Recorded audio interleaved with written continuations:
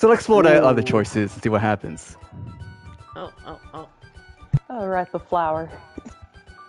Oh, the flower. Here we go. Maria. Huh? Why me? Consider my thanks for everything you do for me, I guess. Oh.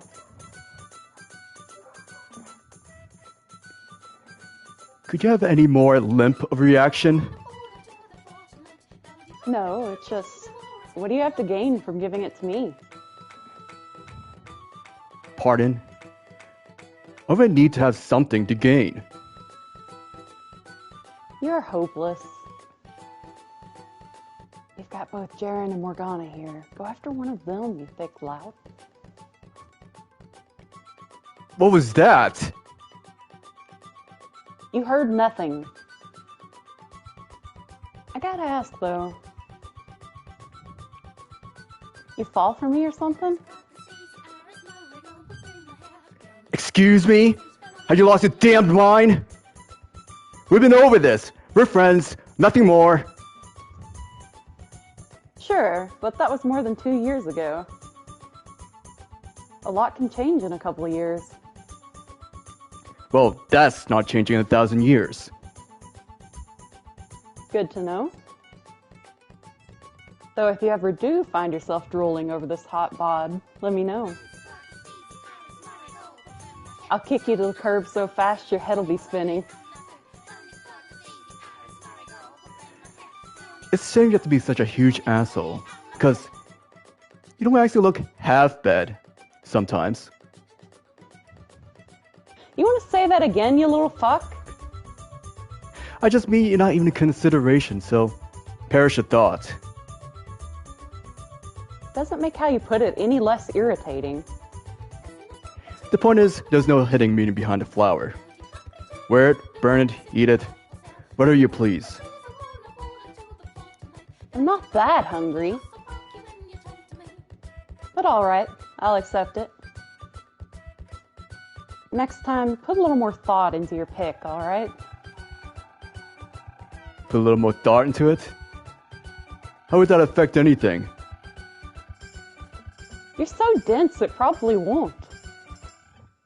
This is my thanks for giving her a gift.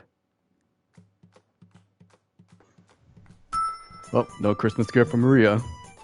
I guess so. My turn. Ceren. See how I react. Really?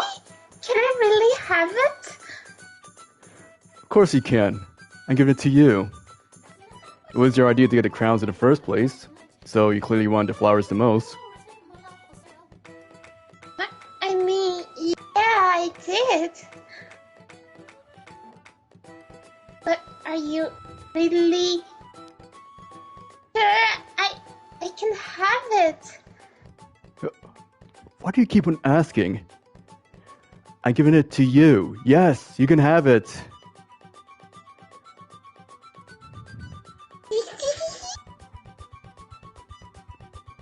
Then don't mind if I do. Whee! I have a flower now. And right into the heart it goes. Wait! What's the matter? There are so many people there. If I put it in my hair, I'm afraid it might come out and I will lose it. And then, even if I can find it, it will be a trampled mess. That happens, it happens. No big deal. The flower merely serves as a prop to add to the festival of spirit. It's meaningless, you don't wear it now.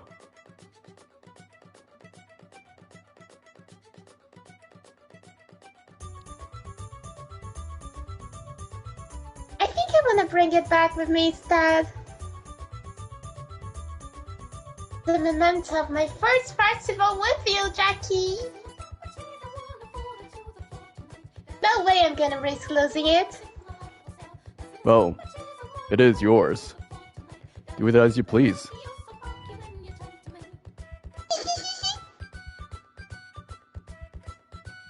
I'd like to pay you back somehow. Is there anything you want, Jackie? I will give you anything except fame, fortune, power, or property.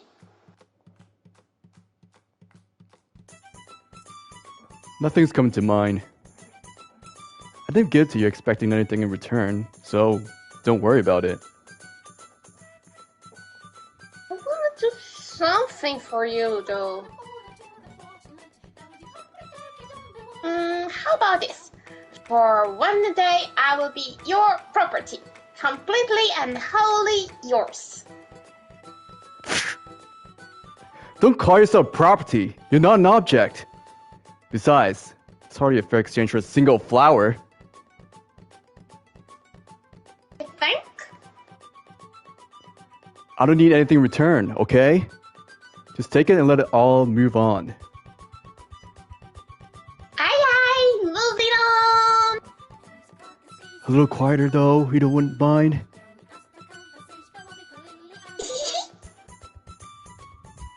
Thanks a bunch for the flower, Jackie. A lot. Well, you can do my technical interviews for me. I'll level my Final Fantasy character. And the last choice. Oh, goodness. The greed route.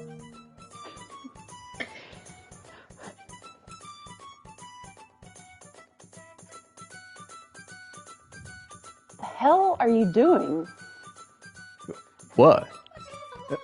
What on earth just happened? Some unseen force compelled my hand to put the flower in my own hair. Looking good, Jackie. We've been friends for like a decade now, but there are some things about a guy you just don't want to know, no matter how long you've known him. Wait. This isn't what it looks like. In what way? I watched you put the flower in your own hair. It wasn't my own doing. I must have been possessed by some kind of evil spirit. Hope the full fiend drags you down the hell with it. Hey, quit trying to damn my soul, you. I think you look fabulous myself. And now I've got a new friend to go shopping for cute clothes with. We can get dressed up and do each other's hair. It will be fun. No, for the love of all that's holy, no! Don't you run with this. Please, I swear, listen to me. Oh, hey! Well, if it ain't Jacopo and the girls. Gratien? Please, don't just stare at me like that. A straight mockery would hurt so much less.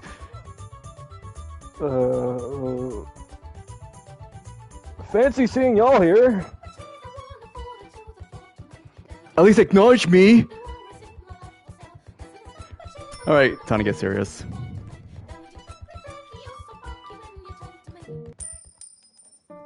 That last one was the best one.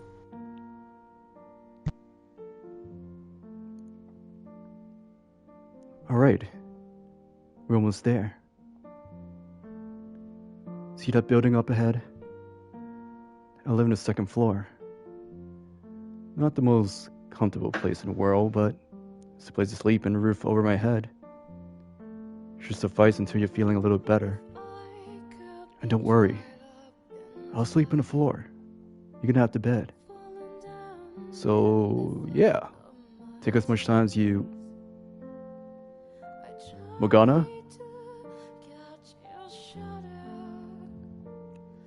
She's asleep? Oh, for the love of God. So goddamn much for that. Oh well. Once I got her tucked in, I should get some sleep myself. You know, kind of feel like I finally closed some of the gap between us. And I hope you feel the same. Sleep well, Morgana.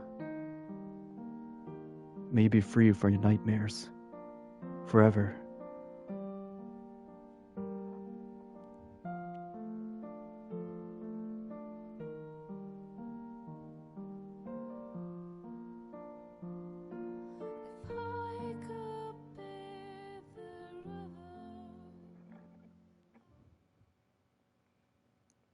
Ugh.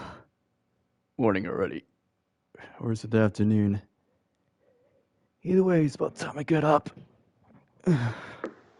Back hurts like hell. Why? Oh, right, I slept on the floor and...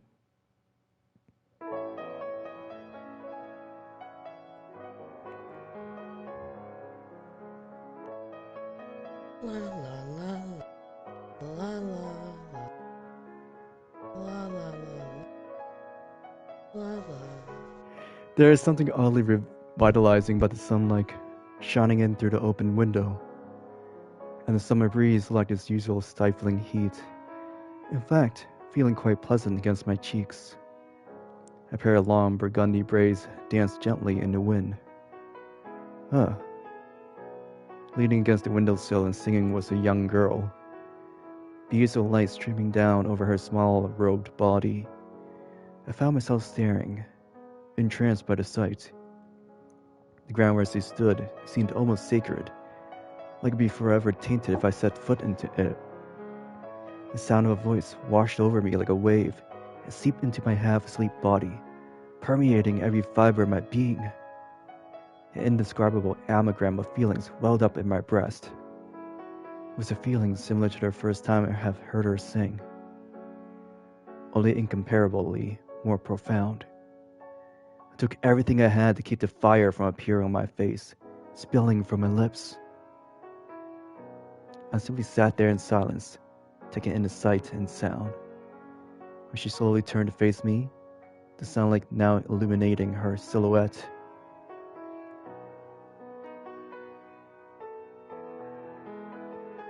Oh, I thought you were still asleep. Good morning. Morgana? Your face! What of it? In a half frenzy, I scrambled over to the window and grabbed her by the shoulders. Her eyes went wide for a moment, but she didn't shove me aside, only stared.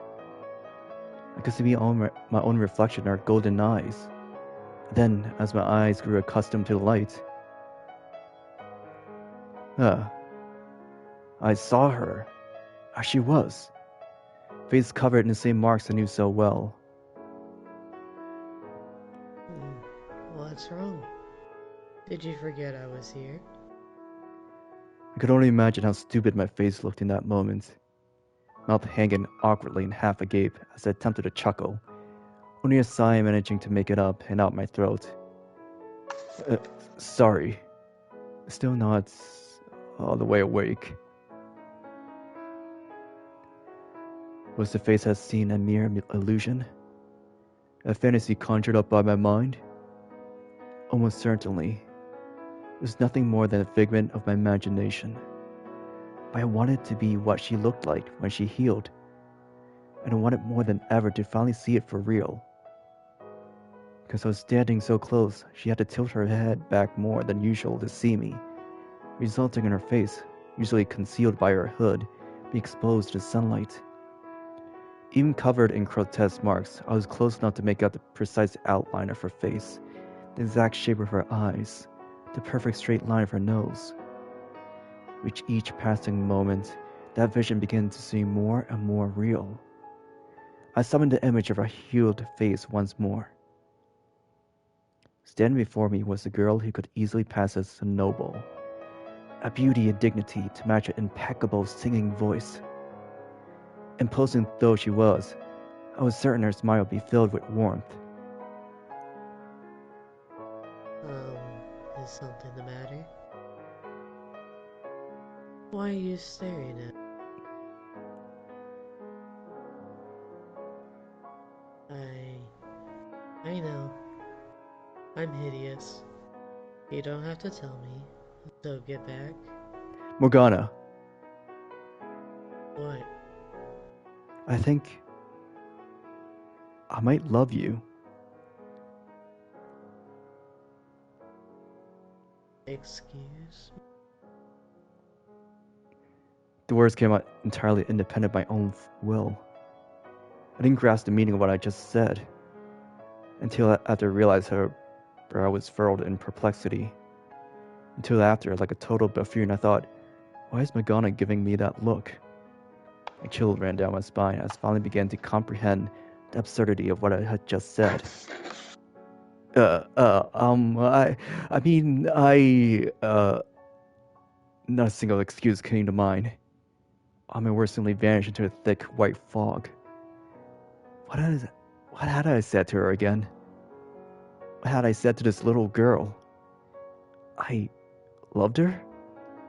Me? In love with a child? Is that so? Why, thank you. You sure don't sound surprised. I guess you remain so calm. I'm barely keeping it together here. I don't see why I would be. You're only telling me what... Oh, what? Say again? She already knew how I felt? I didn't even know how I felt. You care for everyone at the brothel.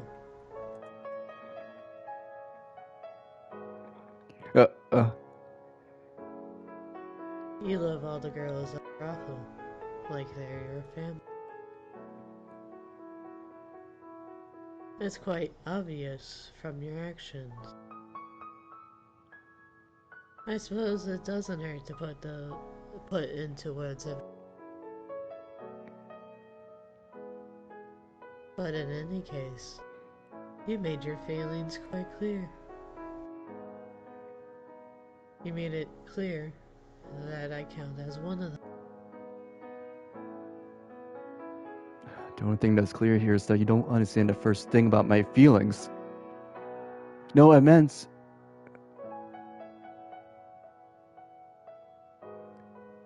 Do I really want to tell her right here, right now, that no, my feelings for her are different?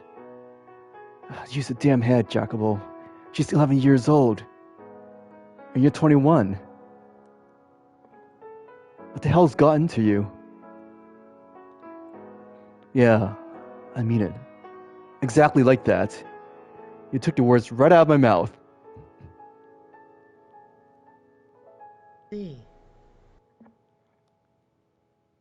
Well, I'll say it means a lot to me to be...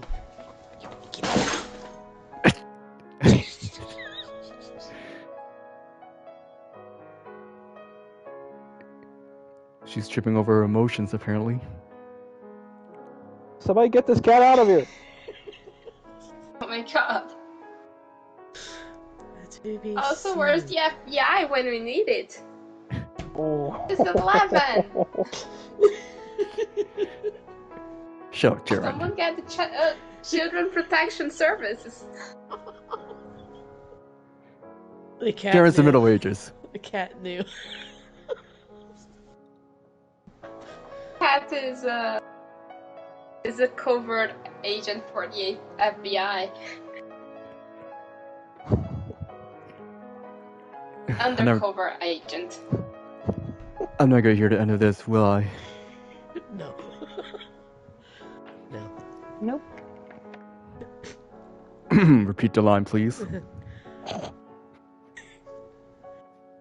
It ought to me to be seen with everyone else.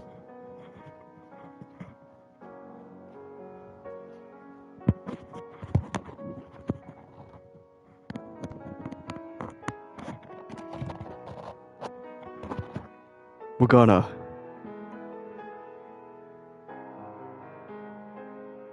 I said nothing. You heard nothing. God. What is happening to me? I have no idea what's going on anymore. That makes the damnest bit of sense. I was having a difficult time accepting how I'd taken a scene to be with this girl. With this child. I cover my face, groaning and trying my best not to pain in mind to pair perplexed eyes. I could feel staring a hole through me. And I thought, they'll at least wait until she turns 16. He thought about it. Another 7 months passed, bringing them 3 years from their first encounter. Time continued its slow, constant march, and soon winter was upon us. The skies were incredibly clear, hardly a cloud in sight. By all appearances, the weather was great.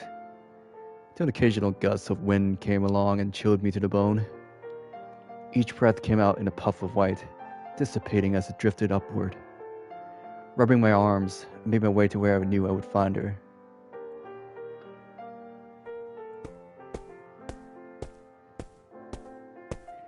Has she ever once skipped a day these last 3 years?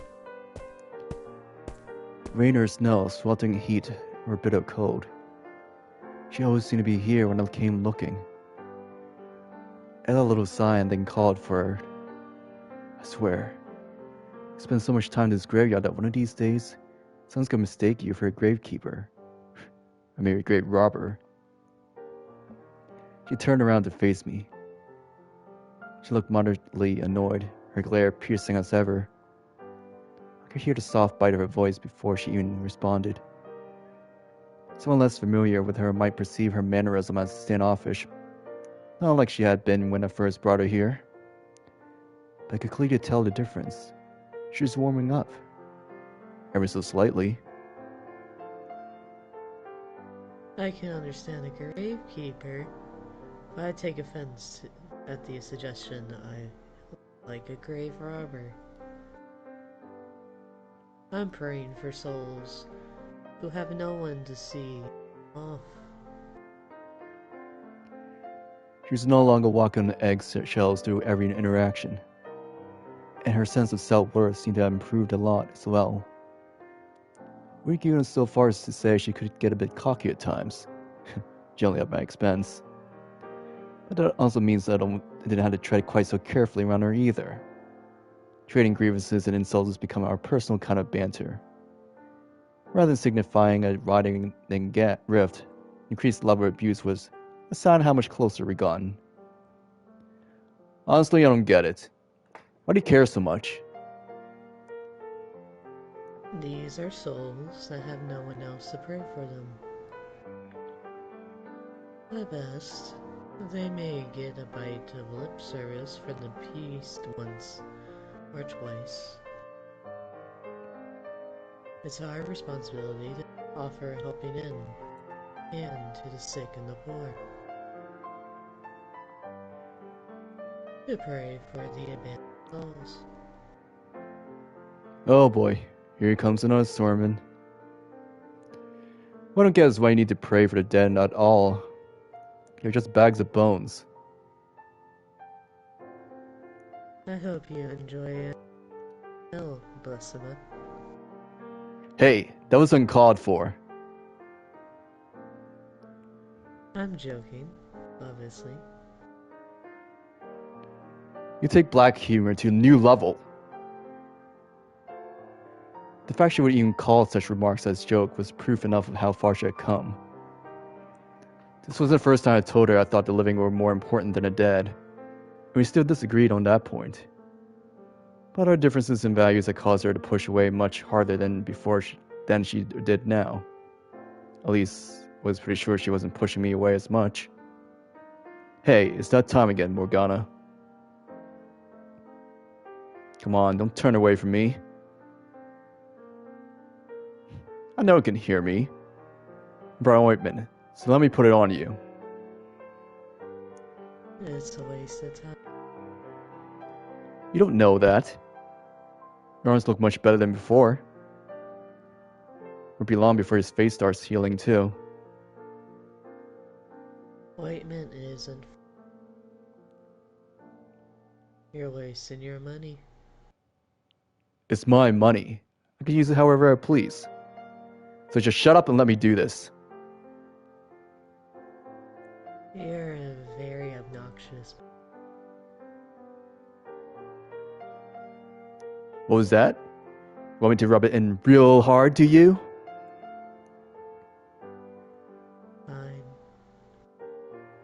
While it might appear I wanted something in return for my efforts, I wasn't in it for gratitude or reward. It's more like my way of retaliating. She badmouthed me.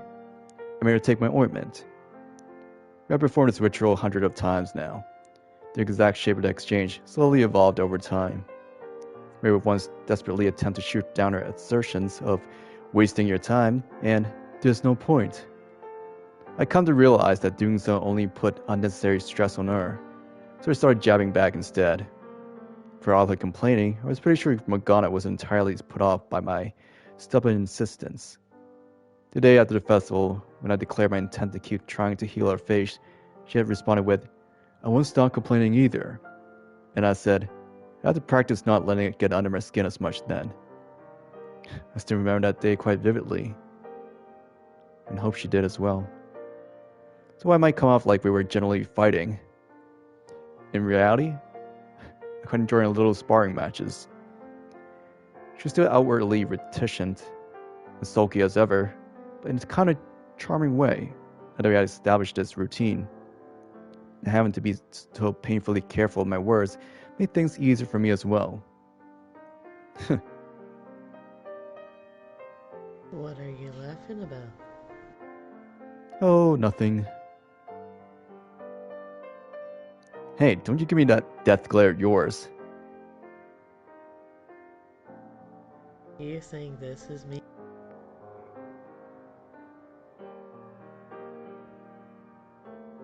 So I've been meaning to ask you something.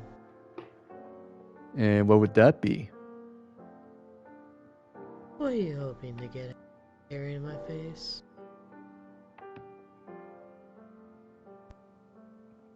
I'm not trying to get anything. I just want to heal you up. And here I thought you were trying to make me work at a brothel. How many times did I have to tell you? I'm not going to make you be a prostitute. What other reason could you have for wanting my face to get better? Because I want to see it. Is that enough?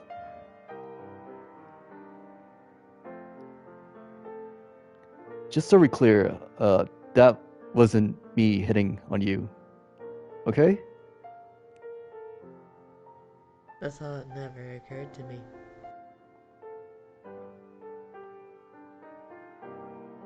I hope you're prepared to be let down if I ever do. In fact, you'd best not get your hopes up at all. The higher you let your expectations, the greater your disappointment will be when I turn out to be equally yours.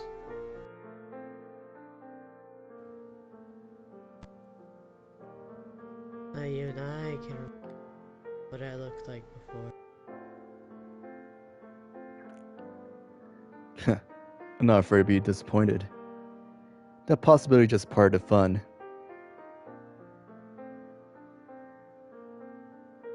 You have as much tact as a worm. No tact and a preference for ugly girls, I'm told. I'm a real winner.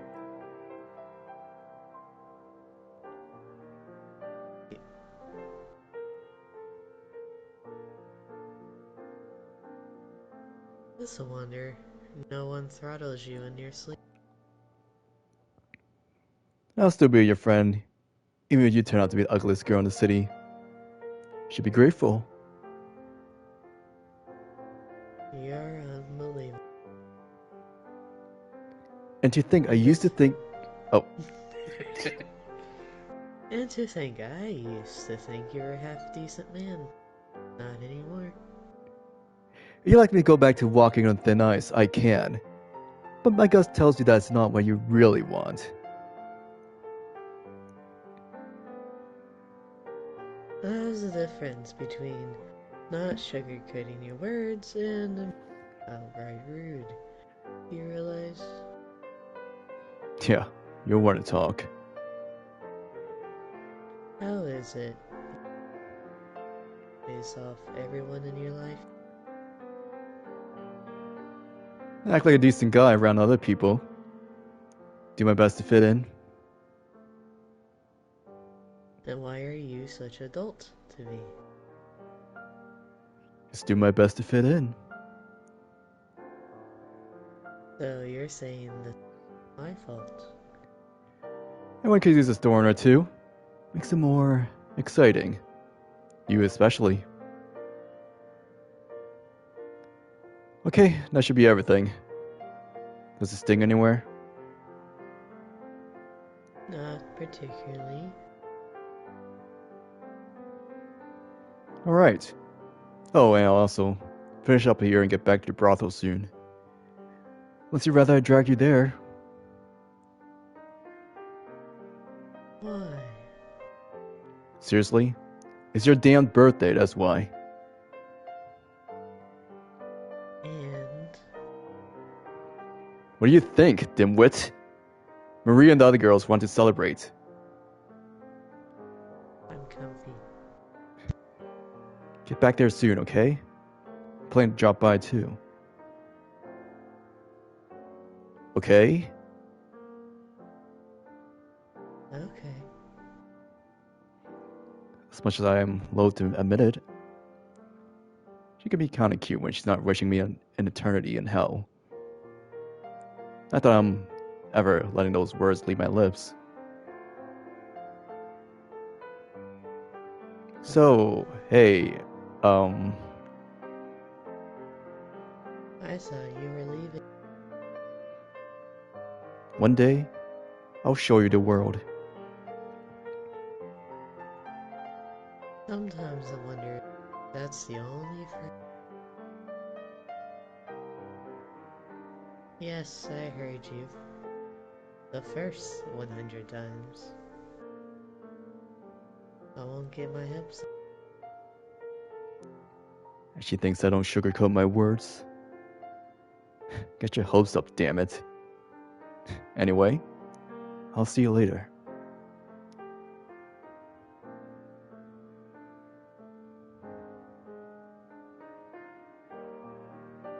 Had every intention of making good on that promise. Had more than enough reason to believe I could. Though, admittedly, it wasn't until recently that I could say so with such confidence. It was no longer a mere slum rat's fantasy. Our ranks were getting stronger by the day. Discontent would lure us up, but overall, so was our morale. I could feel it. The time was near. Though the biggest motivating factor lay elsewhere. In something that occurred about a month earlier. I yet to share that little nugget with anyone else, though. This could be the key to bringing it all together. I need to keep my head in the right place today. It's Morgana's birthday above anything else. Planning this revolution can wait another day. I'm probably a bit too eager to get started. My judgment clouded by anticipation. The very thought that I could soon be someone of real significance. And that excitement probably leaked a bit into my conversation with Morgana. If only I'd understood. I truly grasped the extent of my capabilities, where I should have been focusing my efforts. Then perhaps we could have ended up on a very different path. But not be until much, much later. I came to realize the error of my ways.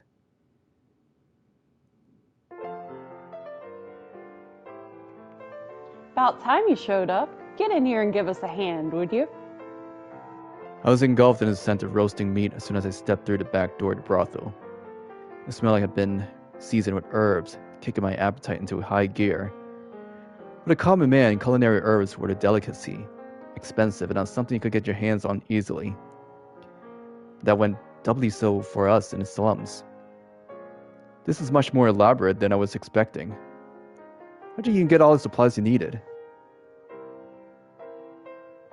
It's mostly a mishmash of everyone's rainy day funds. Events like this are about the only way I can convince the girls to let loose. Everyone's also concerned about making sure they've always got plenty saved up, which ain't a bad thing in itself, but they're going to end up stressing themselves straight to the grave. I smirked. Maria's heart was always with the girls. Obviously, the party was still for Morgana, but parties were meant to be enjoyed by everyone involved, not only a star. It would have been even better if we could have given all the girls tonight off and partied till we dropped. But unfortunately, business isn't strong enough to afford that. And I'd rather not deal with a bunch of blue-balled buffoons bitching at me about it either. So all the girls who couldn't take off are getting an extra slice of meat to make up for it. You're on cutting duty. And make sure to cut them exactly the same size. Don't want anyone blowing their top about not getting their fair share. The fate of the party is in your hands. Don't fuck this up. I get the feeling I'll be their punching bag no matter how precisely I cut the meat. On a somewhat different note, I'm surprised I had herbs laying around. Oh yeah, those are...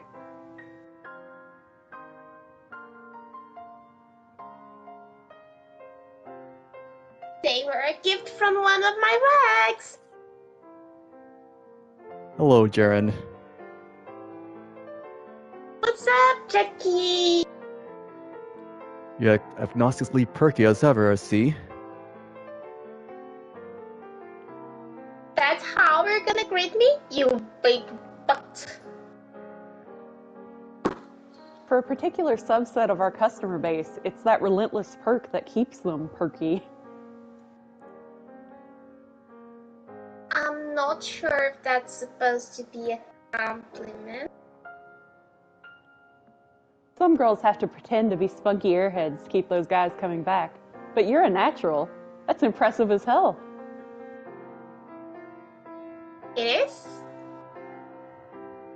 Whee! I've got the big boss seal of approval! I don't think I quite get it, Ceren. You know how Ceren used to work up in the city? Well, one of her old clients followed her when she moved down here. And he's the one who gave her the herbs. Not the cheapo bottom of the barrel stuff either. This is some primo shit. Nice haul, Ceren. You're right. You don't get this kind of aroma from a low-quality plant. Strong enough I almost wonder if people outside can smell it. I bet we'll have at least a few customers drawn in thinking they were craving pussy, only to find out they were really hungry. Someone needs to get this woman a damn filter.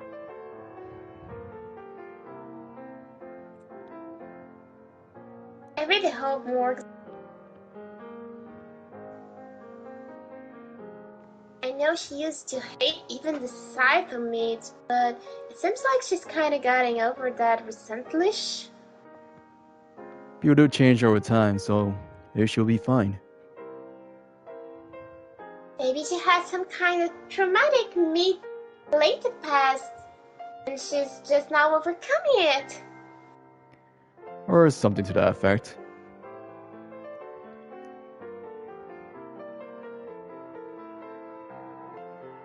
Hey, some help with those dishes would be real nice. Oh, pick me! I'll do it!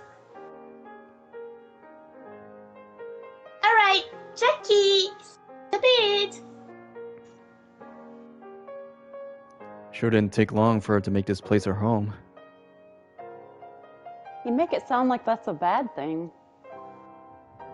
What, do you not want her here or something? Because personally, I'm doing everything I can to make everyone here feel at home. No, I never said... Why so serious? It was just a joke. I agree with you entirely. A girl like her doesn't belong in a whorehouse. No, she doesn't. A while back I suggested Ceren look into some other line of work. Take up singing instead of prostitution. On her days off, she still went to the pub and performed. Always to great acclaim. When it seemed like she had seriously considered my proposition, a few days later she said, I think I'd rather stick around at the brothel for a while. You and Maria treat me like family. And I want to be with my family for now, you know? That's what she wants. That's her choice. I have no right to force what I think is best on her. So, question. Yeah? Have you decided what you're going to give her?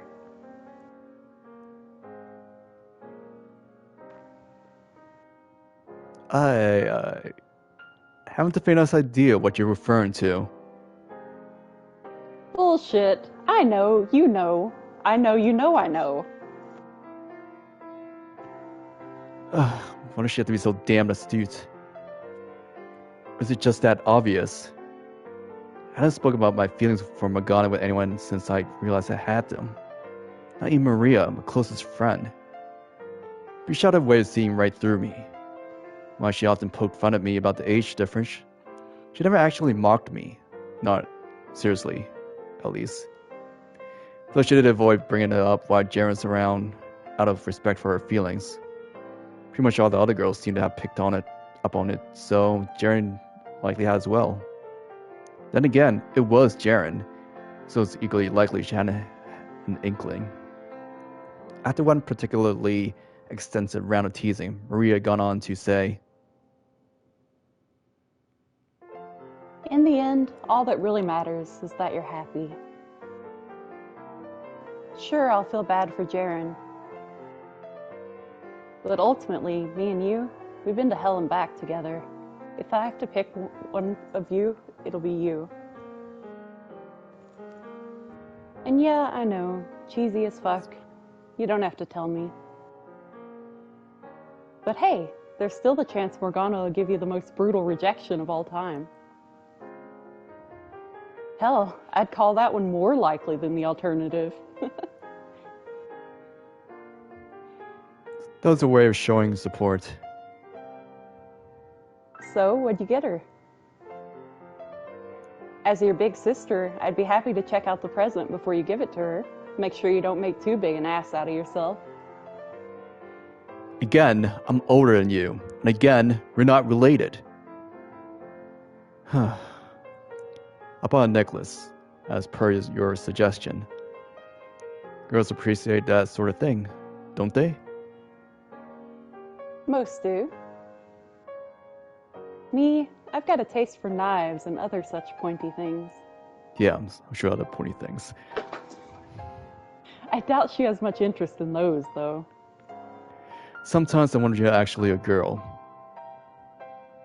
Excuse you? Who's the last guy you saw with tits like these? I'm pretty damn smoking, if I do say so myself. You telling me this body don't light a fire in your loins?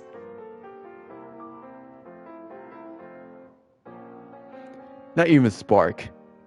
I've grown so accustomed to seeing you over the years, you don't even register in that part of my brain. Is that how it works? You spend so much time with someone you go numb? Would you rather I did find you arousing?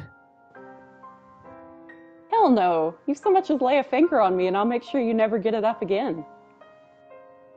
Then don't bring up the subject. I come to choose to believe she means I won't get up on my feet again. So? So... Today's the day, right? You give her the present, then you finally tell her how you feel? Excuse me? Why would I... Don't be a wuss. It's about damn time you manned up and told her. I think you've got a better chance than you think. Do I need to remind you how old she is? 12 as of today. Practically an adult. I was knee-deep in dick at that age. You're comparing her to you? The longer you hold off saying something, the more difficult it becomes. Break a leg. Party's going to be in the back, so there won't be any customers around to interfere. Alright. Anywho, I've got decorations to put up. You get going, meat boy.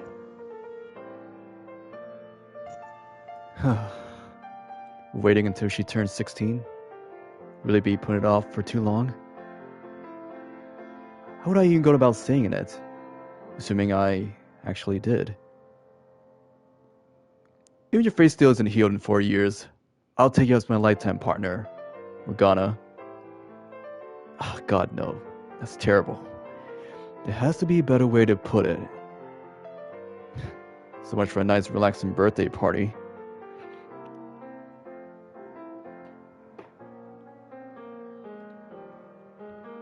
Morgana arrived as the sun was beginning to set, and our preparations near completion. Myself, Maria, Ceren, and a handful of other girls who didn't have to work were gathered in the back room. Dishes stacked with food lined the floor, and our group sat in a circle around it, several different conversations going on at once. I apologize for this in any way. Don't apologize. It's your birthday. Sit your little bum down and let the world revolve around you for once.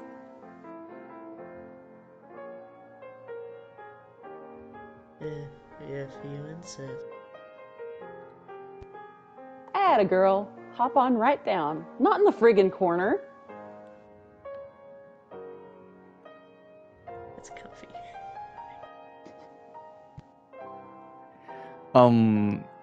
Hey, Morgana. There's space next to me. It's a much better spot than over there in the corner. You have easy access to anything you like to eat. Though I suppose if you wanted, I could get your food for you. I'll sit next to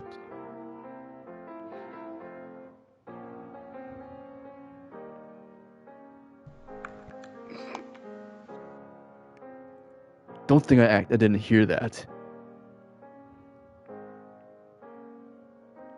Hey there, Morg. How's the drink? Your heart spinning out? It most certainly is not. Well, let's make it spin. Let's make the whole world spin. Whee! Wine is only used for nourishment. It is not meant for base recreation. You shall be smited down from above if... It's fine. Don't worry. Even God's taking the day off to get wasted out of his mind. How dare you respect the world like that? Eat, drink, drink, eat, drink. Wait, stop. I can't.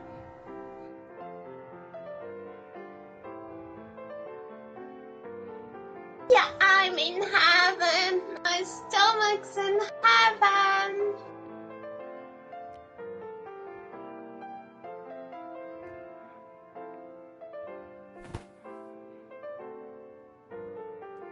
He's sound asleep. Girl acts like it's her birthday we're celebrating here. What do you say? Want me to give her a good whack upside the head? No, it's fine. Let her sleep. She looks so happy I would almost feel bad waking her up. If you say so. You're the one in charge today.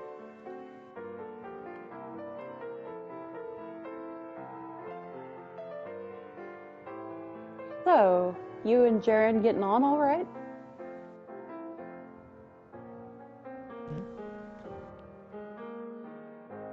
It looked like you were trying to keep your distance a little while back.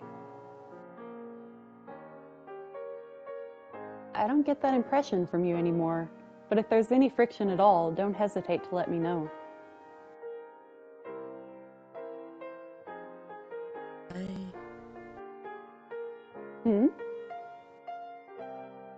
I'm getting along fine with her now. If anything does come up, I will tell you. Okay. Well, I'm really glad to hear it. With Ceren, it's, well, what you see is what you get. Once you get past that, there's never a dull moment with her. Indeed. Although, it wasn't anything I'd clear the air between, but... Oh? Never mind. Hmm?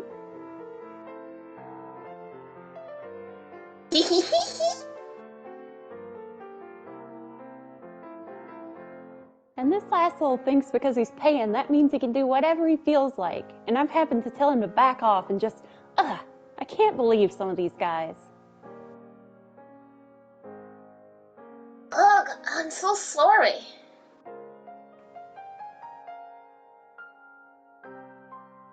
Oh, I've got a good one too. The other day, this guy came in totally shit-faced. Wait, are you serious? Why didn't you tell me about this earlier?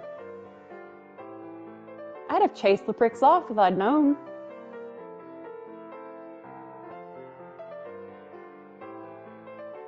Seems like anytime you get more than a couple of these girls together, conversation inevitably drifts back to work. Which of course is the subject Morgana's least keen on.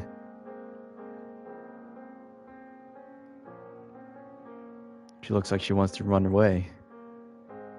Guess I gotta step in. You guys think you could maybe change the subject? Like we have anything else to talk about. Making the birthday girl want to hide in a corner defeats the whole purpose, don't you think? Oh no, don't mind me. I don't have anything to talk about. At least eat something then. I've eaten plenty. I'm quite full. To hell with the cookies. They're barely sweet and dry as rocks, but they're edible. Jacobo, you little bitch. You've got some stones to shit-talk my cookies to my face. Stop it, Maria. Stop throwing things at me.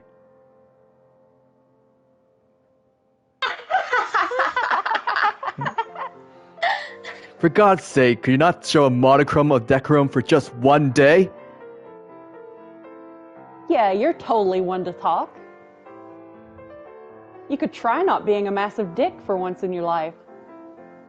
Name one thing I've done to warrant this kind of abuse. You first. You're the one who started throwing accusations.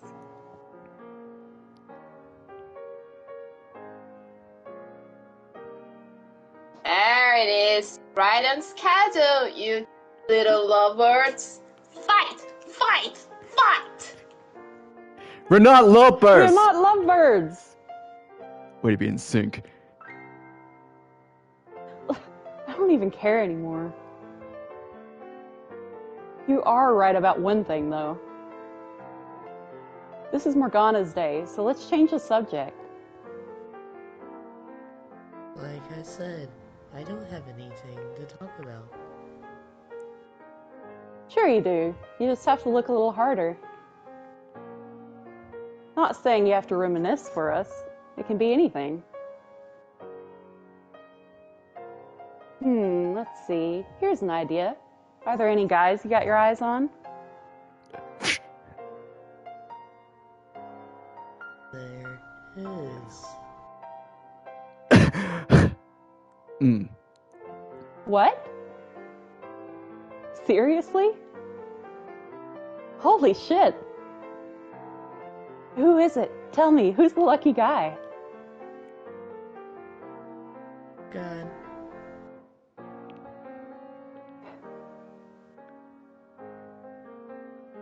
Ah, Don't give me that look. I don't need your sympathy. if you're gonna dream, dream big, right? Yeah, I get where you're coming from, pining after the all-powerful, all-knowing God. I'm with you. You bald-faced liar. The grass may be a hell of a lot greener up there, but it's a bit far, don't you think? You're better off settling for the weeds down here. Did you just imply I'm a weed? Yes. Say, the young man over... Wait! Stop right there! Don't say another word. Oopsie, me and my big mouth. I almost did your job for you. God damn it, Maria! This is not good. Like, how am I going to let her spill it out on a whim? I have to do something before she has another slip of the tongue. Morgana. What she was trying to say is that I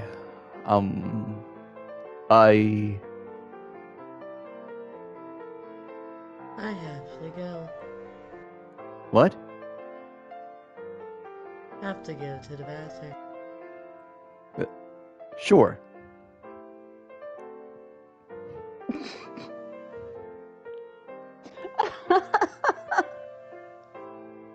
My sides ain't gonna last much longer if you keep this up. This is no laughing matter. Ow, what the hell? Don't throw things at me. You did it first.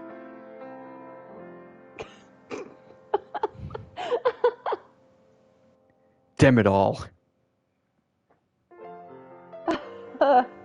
Now that was a good laugh. God, you're such a dork. How hard is it to just say it? Would have been easier and courted me like that. You expect me to believe you would have done it without a little nudge? I would have. Eventually. Eventually ain't gonna cut it. Now's the right time. And don't worry, me and the girls won't make fun of you too much for getting your rocks off to little girls. That's not the reason I like her. Besides, I would wait at least 4 years before... Doesn't mean you can't tell her now. I think it'd do her wonders, really. She's, well, you know. So I think knowing someone cares about her will lighten the load a bit. I mean, obviously, we care about her too. She's like family. But there are some things sisterly love just can't hold a candle to. Mushy romance may not be my cup of tea. That doesn't mean even I don't think it'd be nice to have something special every once in a while. When she comes back, give her the necklace and tell her how you feel. And if she turns you down, we can all have a good laugh about it. Maria and a few other girls chuckled. My lips had twisted almost into a knot from sheer overwhelming discomfort. But at the same time, I knew she had a point. I could say how I felt now just as easily as 4 years from now. Couldn't develop into anything for some time yet, no, but simply letting Morgana know that someone cared about her, and her specifically, could very well lighten some of the load she bore. Unless she had warmed up to us, she still very clearly kept herself walled off. And though she tried to pretend otherwise, she did still get rather gloomy whenever she passed by something reflective. If I could convince her that her physical appearance had no bearing on my feelings, then maybe, just maybe, it could clear away some of the clouds hanging over her. Possibly even light the way to the day when I could at least see her smile. It was all the motivation I needed. I'll do it. I'll tell her. Not only for myself, but for her as well. I can do this. And now I'm making myself nervous as hell. Calm yourself, Jacobo. This is nothing. You infiltrated the Lord's men for crying out loud. Telling a girl how you feel is considerably less likely to kill you. Even a child could do it. You look so tense your nerves could snap at any moment. I'm not. God damn it. Please hurry up, Morgana. I want to get this over with as soon as possible.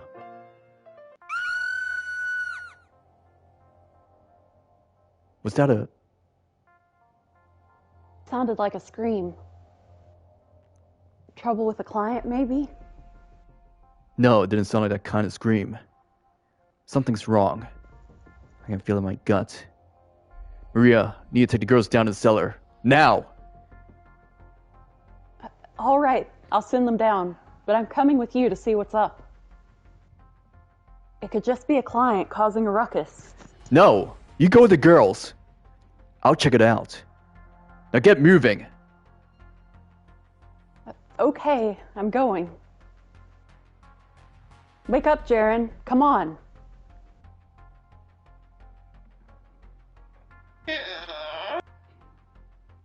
Now! Following the first, there were several more screams intermingled with what sounded like men shouting from the guest room. Something very bad was happening out there. My sword is back at the armory. Damn it!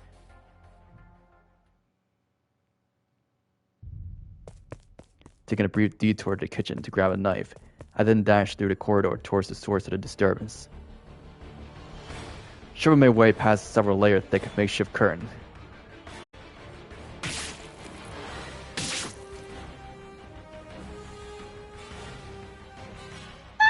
No! Help!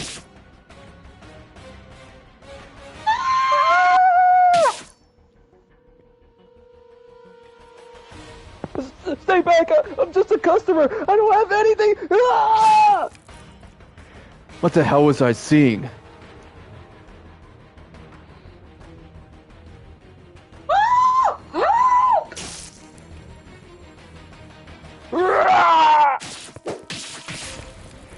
Why is this happening?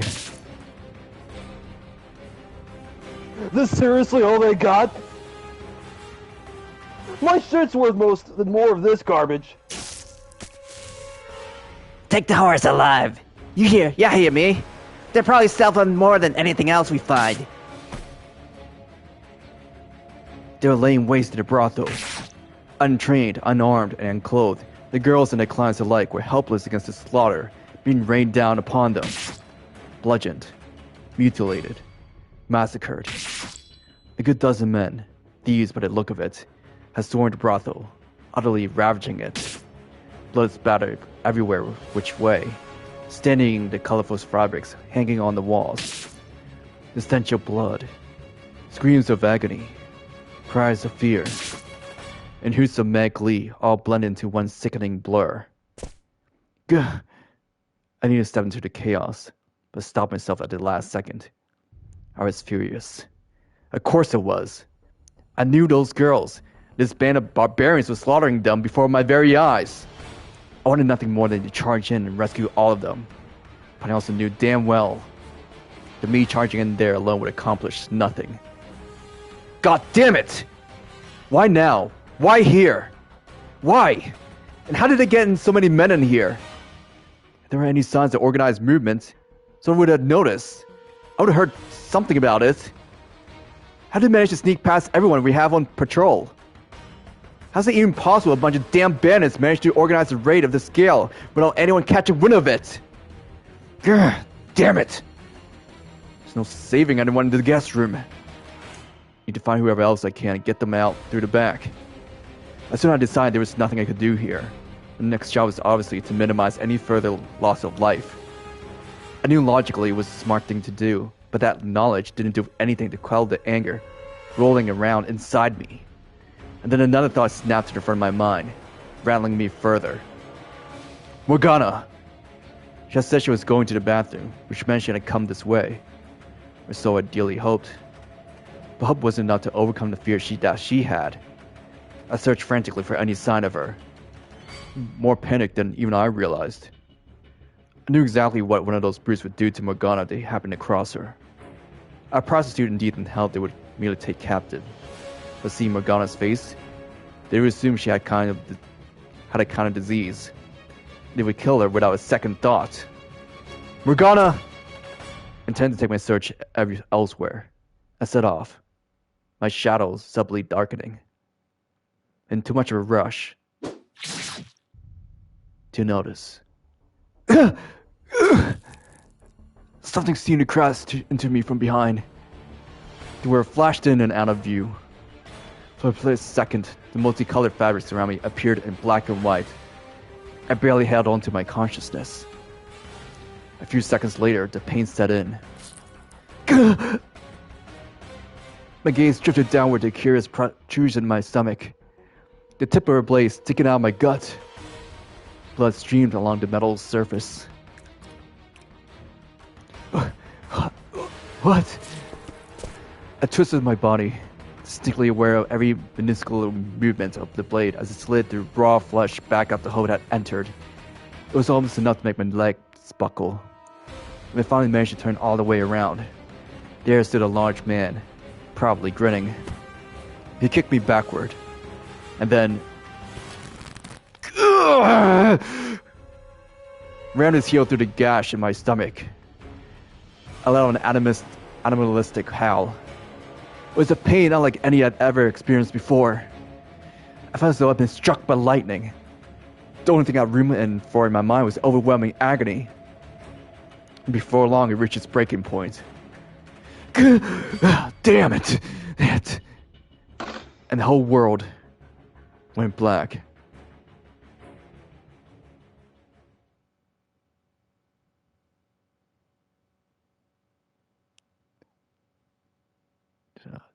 Ceren? Oh, Jacopo? Look, please, open your eyes. It's having time to meet you. I'm begging you, open your eyes.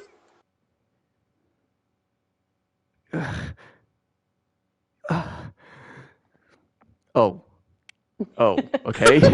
I kind of figured, but it's fine. Oh my god. Maria, I didn't know you cared. Jacobo! Where am I? The back room of the brothel? I'm alive? Where is she? Lie back down. Or are you trying to kill yourself? You're hurt bad enough as it is. I've been bandaged up. They're still bright red. I guess the bleeding hasn't stopped. I'm cold. I swear to God, I was sure I'd lost you. Maria, are you crying? You got a problem with that? Asshole. Sorry. How many years has it been since I last saw her cry? It was back when she was 12, I think. Besides us, there are 2 other girls here. No sign of Morgana or Ceren. It can't be everyone who made it. Can it? Have to see. What did I just say? Lie your ass back down. You need to give it some time to heal before you move around much. Yeah. Jacobo! Ignoring Maria's plea, I stumbled away towards the guest room, leaning against the wall for support. I'd evidently lost quite a bit of blood. I was freezing cold and constantly on the edge of vomiting. My body was heavy, like someone had strapped a boulder to my back, and my vision swirled, distorting with each step I took. I knew it wasn't that long of a walk from the back to the front, but it felt like it would take me ages to just get down this hall, like I was on an endless march towards a vast, empty abyss. I braced myself, but what I felt when I stepped into that room was a despair too deep for words. The meager scraps of strength that had carried me this far dissipated, and I slowly sit down to my knees. The door hung open, a blood-soaked curtain flapping in the wind. The deep crimson was a stark contrast against the brightly colored fabric. The girls had dyed it themselves. I can still remember Maria first telling me about it, however many years before, her eyes alight with pride. How, when you put a whole bunch of different colors together, it made the place seem almost otherworldly. And the patrons who had been drawn by his allure today had not found themselves in the land of milk and honey, but instead been cast into a pit of death. Several corpses lay motionless around the room, their faces twisted in agony, their eyes vacant. What the hell? Why? How could this happen? I asked, stupefied, neither expecting an answer, nor trying to place the blame on anyone's shoulders. It was an empty, meaningless lamentation, powerless as the man had uttered it. All of us felt the same way, hopeless, helpless, horrified. No more than an hour ago, I'd been having a party for God's sake.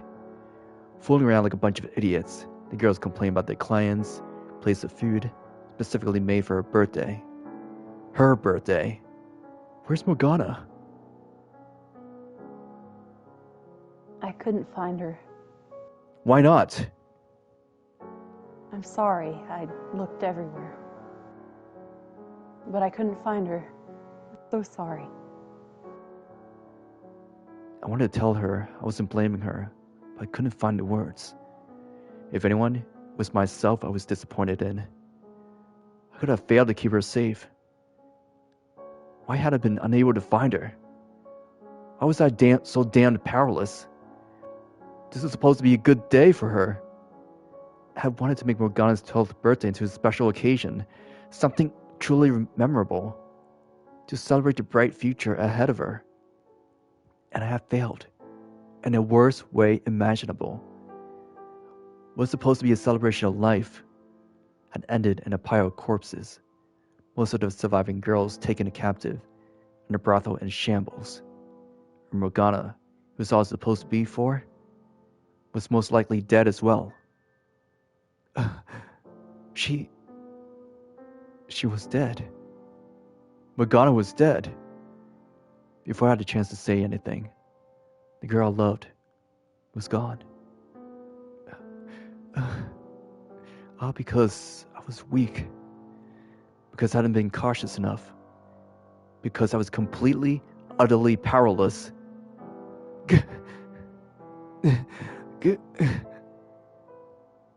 Now, she was gone for good. Before I had managed to make her smile even once, I was going to show her the world. How full of myself was I? I hadn't done a single damned thing for her.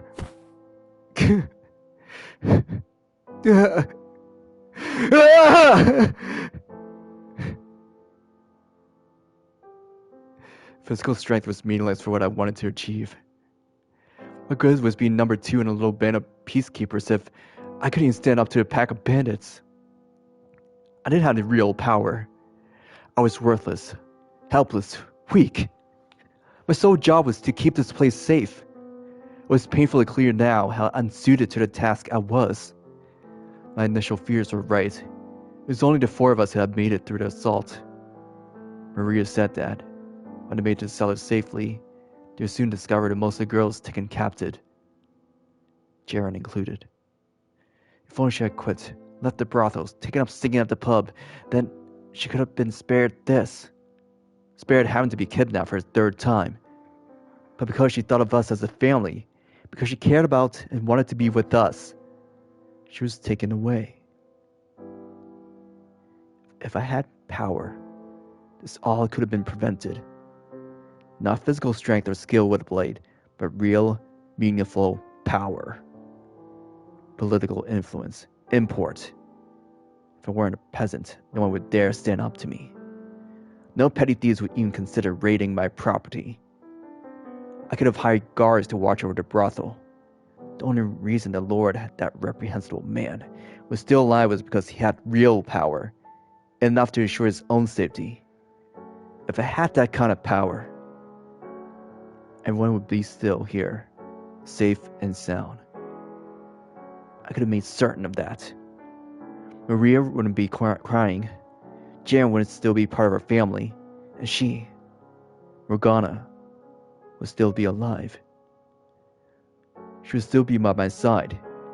That one simple thing could keep anything like this from happening again. In short order, Gratien burst into the brothel. Seeing the carnage, he wailed in grief, which quickly transformed into fury.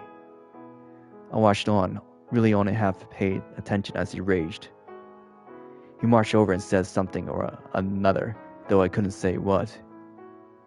After the fact, Maria told me what had been in a stupor the whole time Gratien was there. He had apparently tried to cheer me up, though soon found himself frustrated and finally disappointed in me.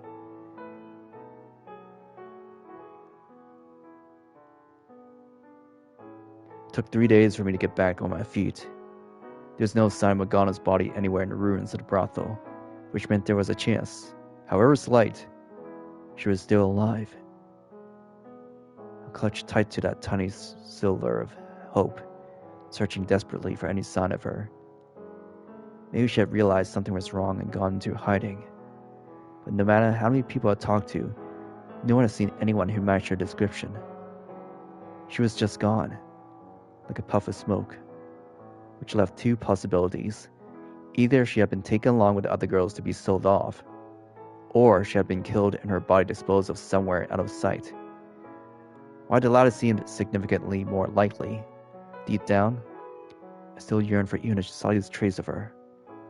Maria encouraged me to let go, to move on, though I knew her well enough to know it wasn't out of her lack of compassion.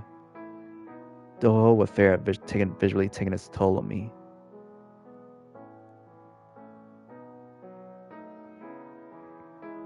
One day, about a week later, my wound still healing, I made my way through the slums. Nestled away in an alleyway stood a nondescript little shack. I knocked on the door and a few moments later, it slid barely half an inch open, just enough for the sole resident to peer out at me, suspicion clearly visible in her eyes. Not once she realized it was me, warmth filled her gaze. She waved for me to come inside. A gesture that somehow made it feel like I was being invited to another world entirely.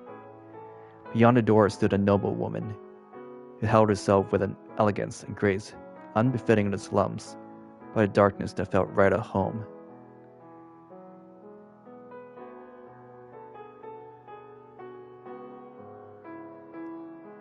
Keebo. I heard about the attack on the brothel, and that you were hurt. I'm so glad to see you're well. You were concerned about my safety? The woman pulled back her hood, revealing her face. The age had clearly begun taking its toll on her. There was still a striking beauty to her, a kind of beauty impossible to attain down here in the dredges of society. Her hair was a burnt brown, her skin dark, and her facial structure somewhat similar to mine. I remember then that this wasn't the first time I'd seen her. It was fairly recently, not that many years ago, she would have me believe. We had briefly crossed paths on the day of the Midsummer Festival. The woman I had bumped into, that was her. Of course. Show me a mother who is not always concerned about her child's safety.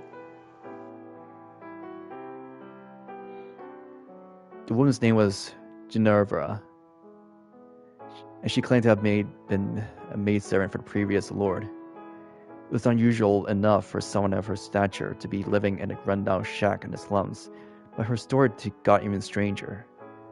She had supposedly had intimate relations with him. She had born his illegitimate son. A month earlier, she had come to me and said I was that child. Said the woman I'd never seen until a month ago. Physical distance has no bearing on a mother's love. If you had gone to speak with the Lord and revealed your lineage when I first came to see you, you would never have been in that kind of danger. Ginevra spoke as though she knew exactly what had been going through my mind this past week. The very words that dominated my thoughts as I looked out upon the wreckage.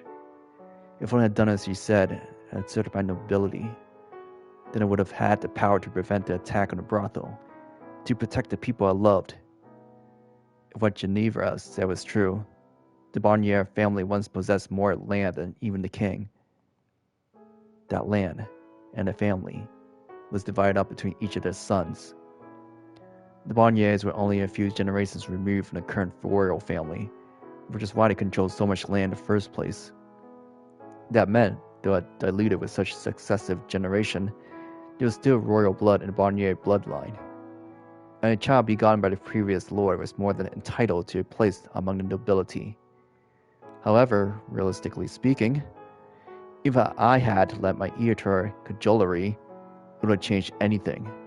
Or worse, could very well no longer be in this world. I wasn't stupid. This noble woman, she was just using me. There is still time. Go to the Lord's manor. Show him. I'm not really your son, am I? Ginevra fell silent for a moment, observing me. I had no memories of my mother. Sure, it might be nice if she were to show up back someday, but it just wasn't likely. Her whole story is extremely contrived. The sun could decide to rise in the west one day, and there would still not be a drop of noble blood in my veins. I knew perfectly well how filthy the blood in me was. Discussions will progress much smoother if we both know what the other wants out of this arrangement. Start by telling me who you really are. Were you actually a maidservant for the previous lord? Yes, I was. She gave a nod, then walked over to a grimy shelf and retrieved a ring that looked very much out of place.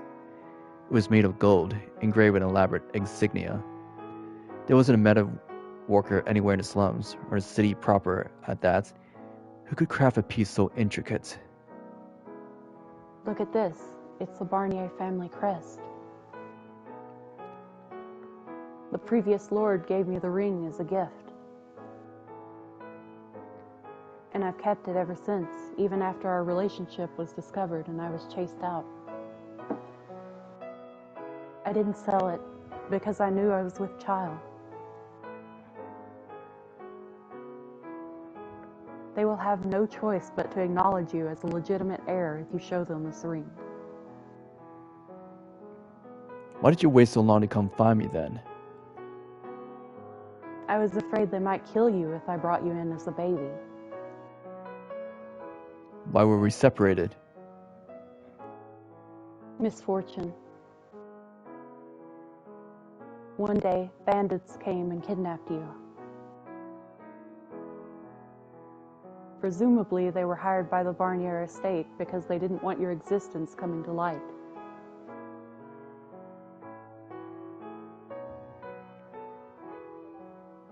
I consider it a miracle you're still alive.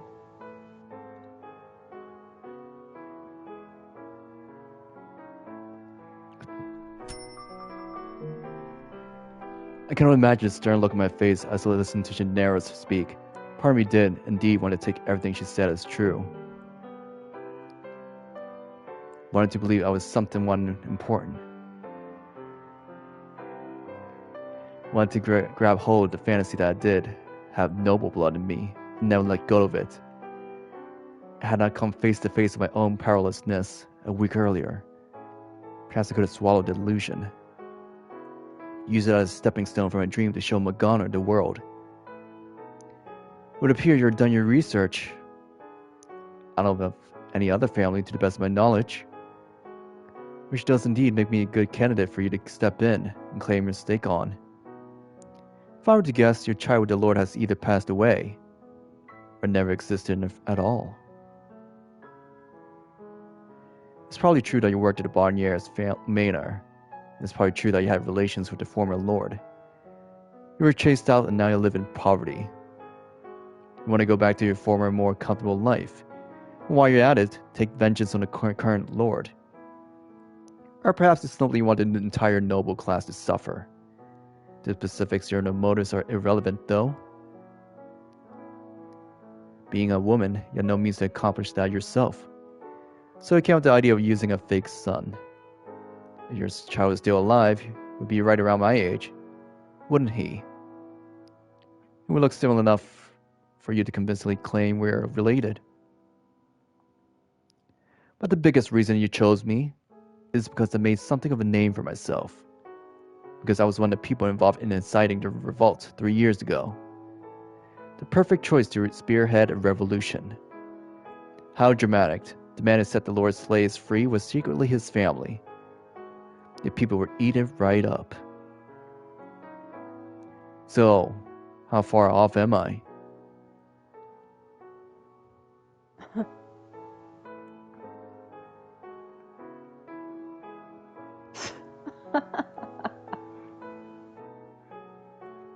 You're sharp for a filthy peasant.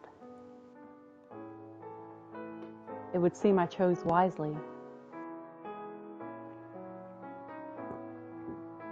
I was right. She was a manipulative, conniving shyster. But her insults didn't bother me in the slightest. Those words made so much more sense than any made claim that I had royal blood in me, that was some kind of hero. Following suit, I twisted my lips right up into a smirk. I was a filthy peasant, and I was fine with that. All I meant was that I had to claw my way to the top. I'm in.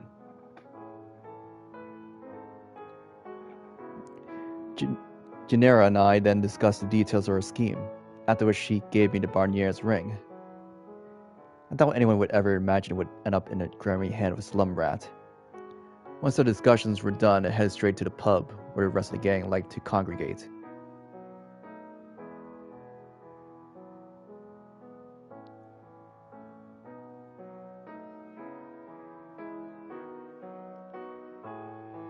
Gabby.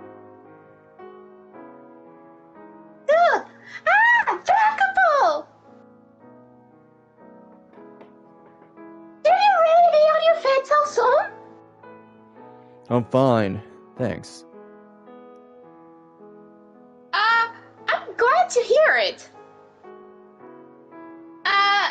And I'm so sorry about what happened at the brothel. Is the gang here? Oh, well, yes, near the back. Thank you. Are you sure you're okay?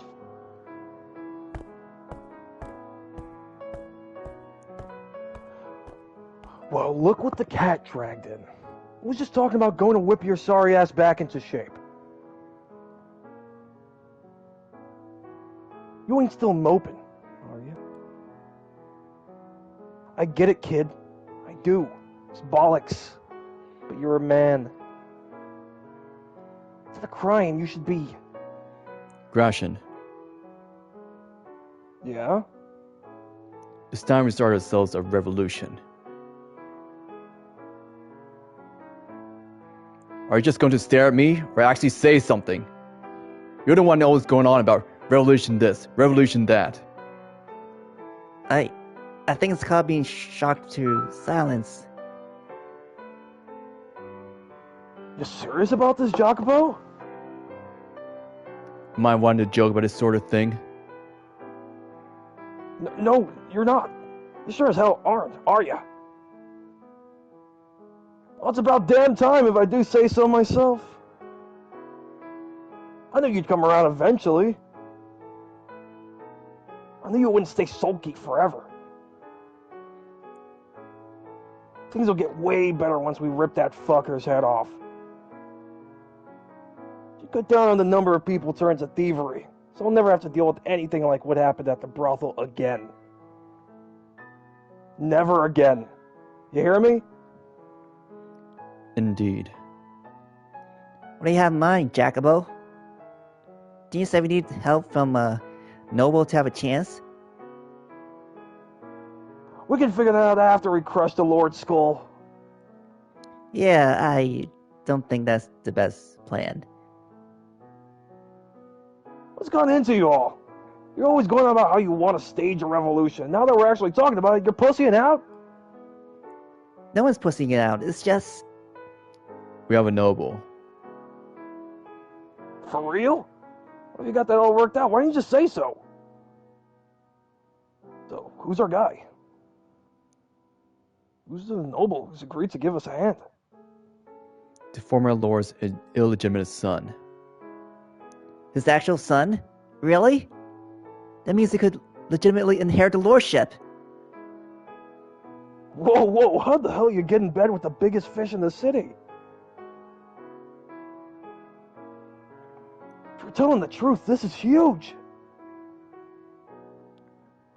That don't just give us a leg to stand on. This puts us the damn law on our side. So how hard it'd be to set up a meeting with the guy? This ain't some measly uprising. We're going through with this. I'd like to see our royal sponsor for myself. You're looking at him.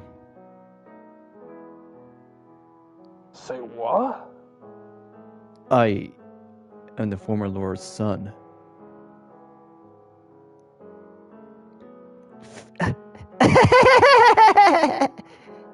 No way! Not a chance!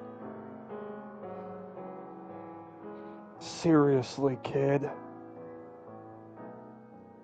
You need to find yourself a functioning sense of humor, because that just ain't funny. I'm telling the truth. And this ring proves it. It's a nice ring and all, but how does it prove you're a Bonnier? Where'd you... How? This is the real deal. I was a slave at the Lord's Manor for a while. I've seen the family crest enough to recognize it. As I said, I'm not the kind of person to joke about this sort of thing. What? So wait, you're really...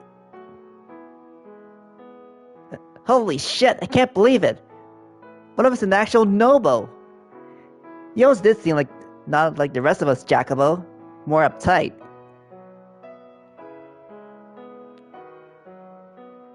Pretty sure I said the same thing when I first met you. You look like some rich aristocrat kid. This is great, guys. We can actually do this. We can actually make this happen. Let's do it. Let's start a revolution. Yeah! Gratien, Nah, it's nothing. Just surprised is all. Who freaking thought? You, a noble, it's madness! How long you've known? Why didn't you tell me? I thought we were friends. I only found out recently. I'm sorry for keeping it from you. It all happened very suddenly. I was waiting for the right time to say something. No need to apologize, kid. We just put the wind back in our sails. I think I'm gonna start butting her up. Just because you're a bona fide stick-up-the-ass type now, though. Of course not. The last thing I want to see is you looking at my feet.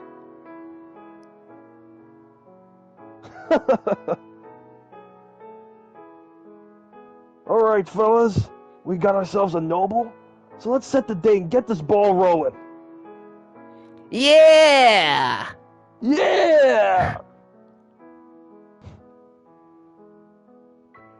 What had once been nothing more than a pipe stream was, against all odds, soon to be reality. Everyone wanted the Lord removed from power. They were angry and frustrated on several occasions. I even seriously considered resorting to another revolt to make it happen. But no one had been able to turn those emotions into actions. They all knew revolt was destined to be squashed before it made any difference. That there was no hope to be found down that path. But an actual revolt, revolution, that was another story. Especially with someone poised to take the Lord's place on their side. They had a fighting chance. They had no reason not to take it. As the fire in their eyes swelled to a blaze, mine seemed to sputter out, leaving behind a withered husk. I felt as though I was sitting in a theater, watching on as the story unfolded before me. No, that didn't quite capture how I felt. I wasn't even watching it with my own eyes, merely listening quietly as someone recounted for me their heroic deeds. The fact that it was an indispensable part of this operation still hadn't finally sunk in. All I knew was that I wasn't completely powerless anymore. But while fiery passion and hope for that future filled Gratien and the rest of the gang, a dark poisonous revulsion for God and fate streamed in to fill the hole left in me by attack on the brothel. Preparations proceeded smoothly, with Ginevra providing inside information and guidance. As I expected, there were not an insignificant number of nobles dissatisfied with the way Barnier ruled. They were constantly looking for a way to eradicate the cloud of pestilence hanging over the land. However, the Lord had eyes everywhere in upper circles. He was especially mindful of who associated with whom, and how often. Any signs of opposition were swiftly dealt with before they had a chance to poise any threat. So the nobility needed an outsider, someone the Lord wasn't on the lookout for, to step in and assert power. Ginevra arranged for several guards and attendants within the Lord's manor to betray him on the day of the revolution. They would open the doors for us from the inside and would storm the manor. Structurally, the plan was similar to the slave revolt, the two major differences being my role, and the Lord's death being our primary goal. As the day drew nearer, it was all anyone in the slums seemed to be talking about. Though I did our best to encourage everyone to stay quiet, so as to not alert the Lord, it was impossible to keep the excitement contained. It wasn't long before word reached Maria's ears. She approached me, pale as a ghost, and attempted to talk me out of it. Haven't you had enough danger for one life? Come on, forget about all this revolution stuff. We can build up a new brothel and just stay low for the rest of our days. Does that really sound so bad? You're the only friend I've got left, Jacobo. She was practically begging, which she almost never did. While I sympathized with her, Maria's desperation did nothing to try my resolve. Before long, the day was finally upon us.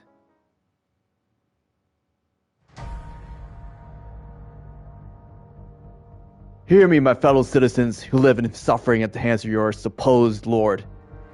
Within me flows the blood of the previous Lord. I am the rightful heir.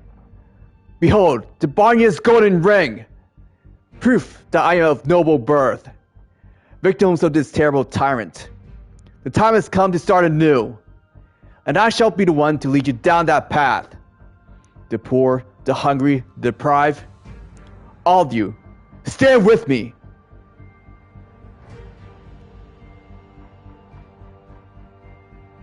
Before we commenced on strike on the Lord's manor, I gave a little speech in the city square. Not because we actually needed them to take up arms and fight with us, but because we needed to make a public proclamation of our position before overthrowing the Lord. They needed to know we're not merely opponents of the Lord, but proponents of the common man. That we had a legitimate cause, a legitimate claim to power. If we were to leave them in the dark, we only sowed confusion and unrest when word of the Lord's death came out. They had to see us as the liberators, not a greater evil swooping in to squash a lesser one.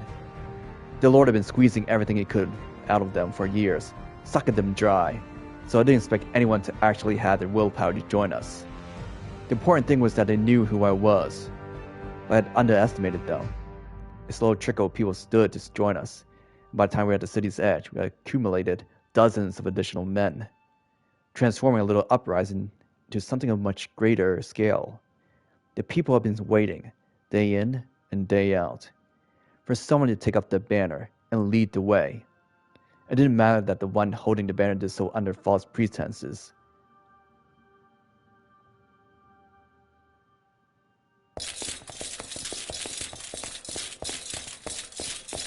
Intruders! We're under attack! Yeah! Get him! Get him!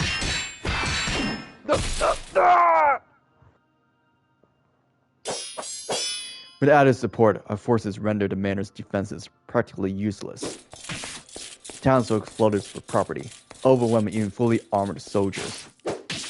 Farmers turned the tools of their trade into deadly weapons, plunging all manners of spiked implements into guards' necks. It didn't take long for the pungent stench of blood to fill the air. Panicked servants scrambled away from the chaos as quickly as they could manage. And I made my way to the quarters of the Great Hall, where the Lord presumably waited, Gratien at my side.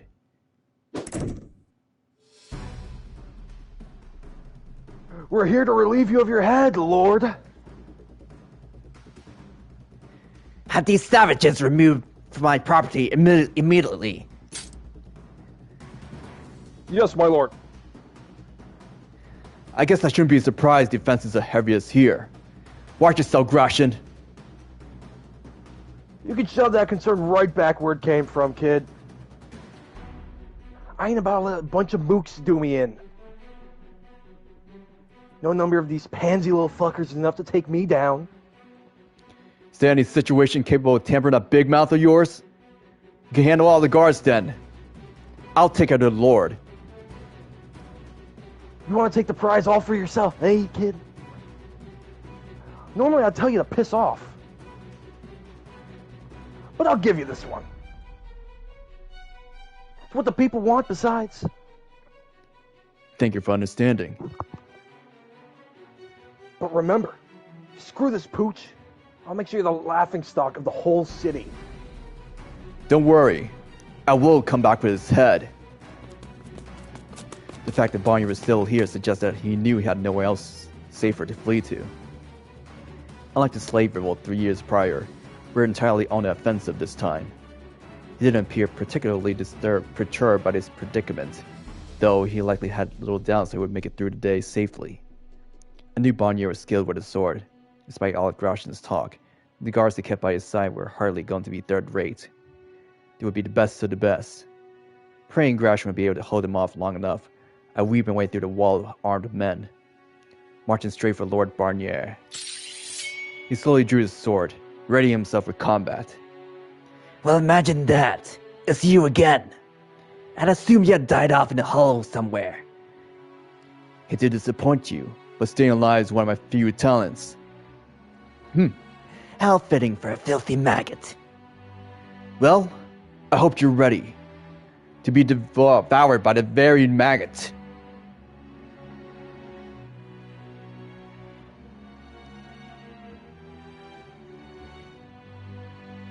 It seems your tongue has gotten rather sharp since we last met. Don't need to remind you how this played out 3 years ago, do I? Your blade would never get anywhere near my head. Yeah. I will, however, give you a good reminder how precisely feeble and worthless you slum rats are. Within me flow the blood of the royal family, direct descendants of God himself, while your blood is made from the refuse of the earth. We are no more than the same species, as a worm is a wolf. Your very being my presence is a slight the highest order. I think you're fine. Our blood is much more similar than you think. When I take the ugly head off your shoulders, we can both get a good look at how equally filthy your blood is to mine. I'm not the boy I was 3 years ago. I'll drag you down from your throne on high and show you for the drags of the earth you really are. You would dare insult me, cur? We traded strikes, going on offense, on defense, in roughly equal parts. Bonnier was quick on his feet and quicker with his blade. When he attacked, he swayed effortlessly out of his path, like a stalk of wheat in the wind. When he attacked, he was like a typhoon. He had a prowess that could never be overcome with brute strength. However, I had not spent the last 3 years idle. While I could hardly imitate the refined swordsman of a trained noblesman, I had a much better grasp on how and when to most effectively put my weight into a swing, how to maintain an ideal amount of distance between us. And there was one other key difference. I had no intention of running. Either I would take off his head, or would end up in a bloody heap on the floor. There was no other way this battle could end. Think about what you're doing, slum rat. Think about what you're pointing that blade at. An attack on me is an attack on God. It's an attack with unspeakable sacrilege. Huh, a little too late to take the moral high ground. You're not afraid of dying? Then put your tail between your legs and start running. You insolent! I am the rightful heir of the Barnier family. The blood of kings of old flows in my veins. I'm the right ultimate ruler of the land and my people. I would never condescend to turn my back. You worthless rat! Well, don't say I didn't give you the choice.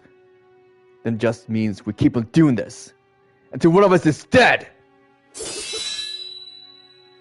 Every swing, every step, every slight shift of balance had a little more weight than the last. But unlike last time, where the pressure had only served to light a fire under me, it was now building up inside me, growing, taking form. I could now perfectly trace the path of this blade, dancing through the air. Back then, the only advantage I had over Barnier was physical strength and pluck. But things were very different now. He was agile, but I could keep up with him. No, I was beginning to overtake him. Gah! Huh, allow me to borrow your words if you would. Perhaps I should say the snide yapping for when you had the skill to back it up.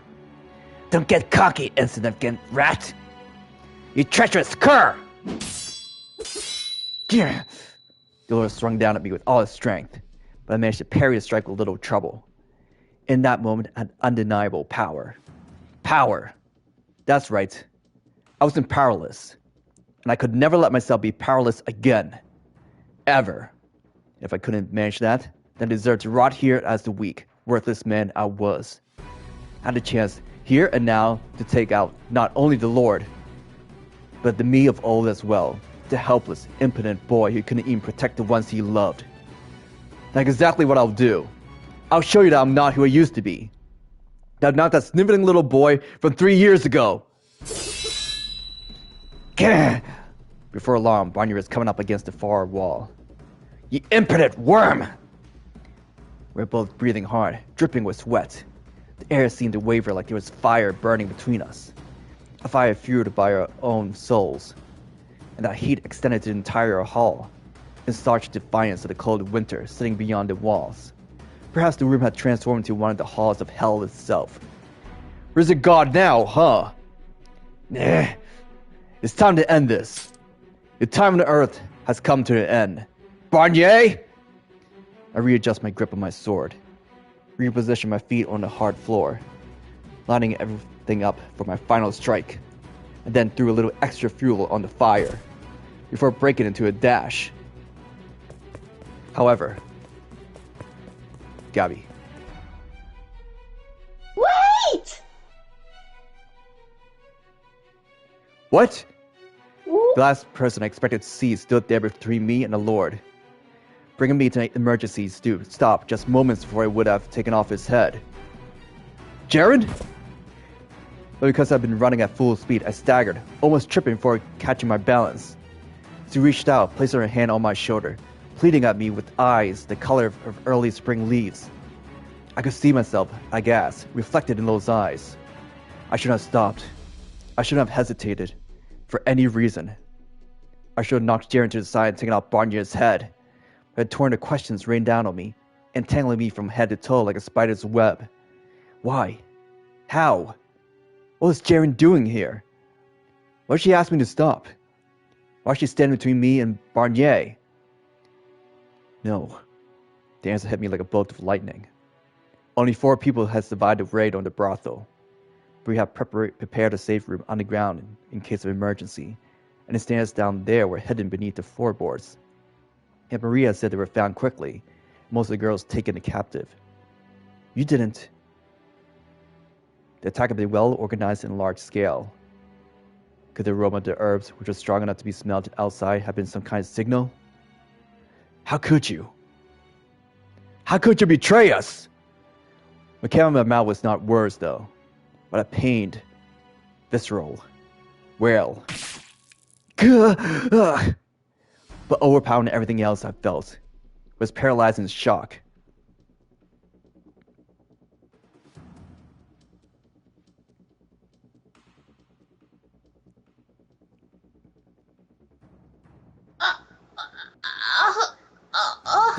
The blade sticking out of Ceren's chest pierced my breast. Our blood flowed down opposite ends of the silver edge, melding into a single stream. I had completely lost any sense of what was happening, left only with crushing bewilderment.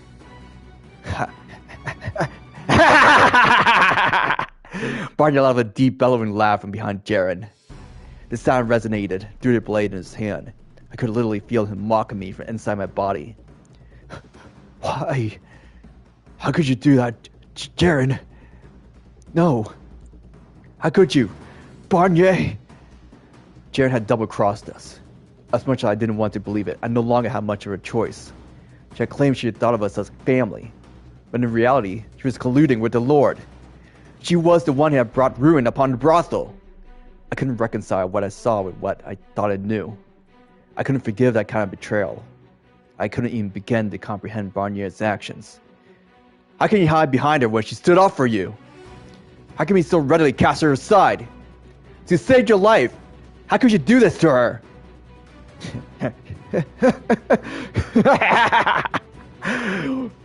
What are you laughing at? Look at a girl. Look at her face.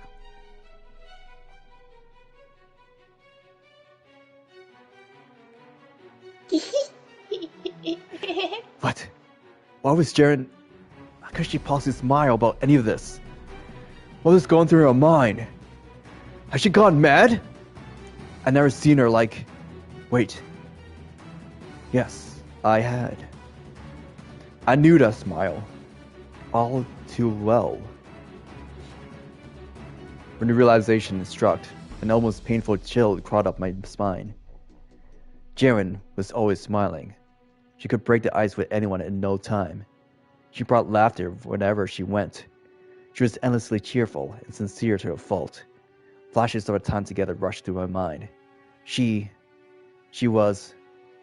Presumably you'd think the girl's gone mad, but that isn't quite right. No. She's been mad all along. What? Could anyone in their right mind keep smiling after seeing their parents murdered and being sold off? Could anyone in their right mind generally believe they didn't have a sorrow in the world? Could anyone in their right mind be smiling with a sword sticking out of their chest? I can't.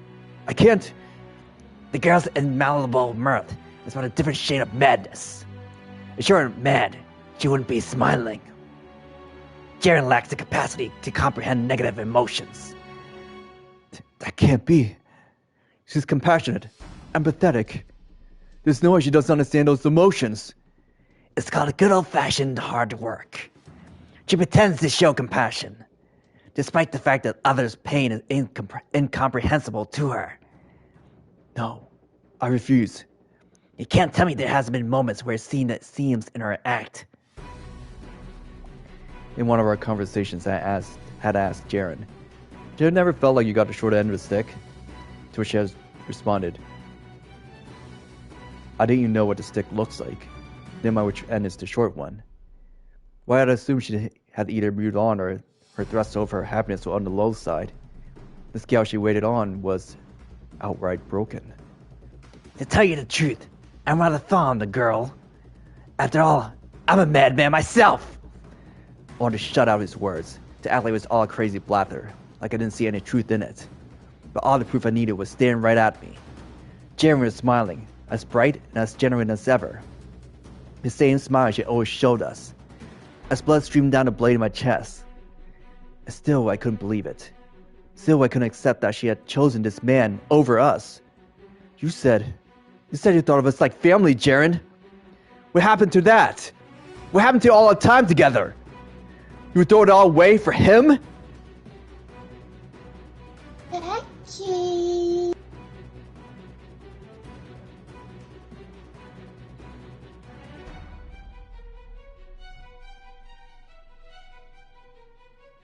Excuse me?